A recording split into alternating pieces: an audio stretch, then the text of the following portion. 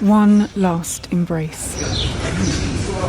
Abdul Rahman's daughter, wife and in-laws were killed in an Israeli airstrike on their home in Rafah, southern Gaza.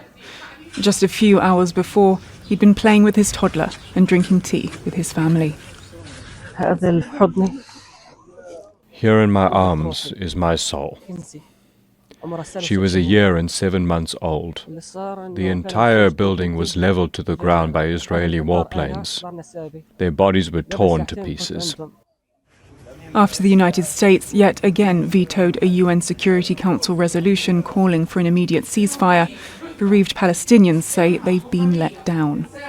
If all the images of more than 140 days of war did not push the world to take action, then what are they waiting for?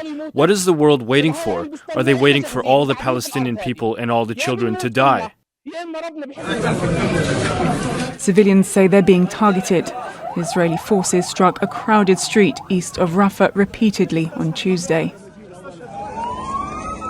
And there was no let-up in the bombing in central Gaza either, where dozens of people were killed, 6 of them in an airstrike on a car.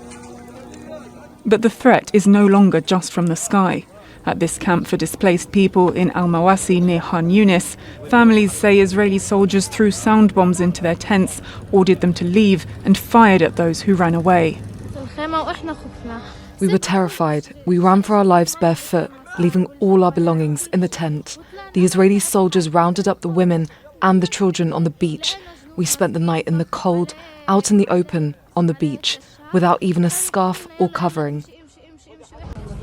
Tanks destroyed tents, personal belongings and precious supplies of food at a time when aid agencies are warning of famine. And despite Israeli forces designating Al-Mawasi as a safe zone.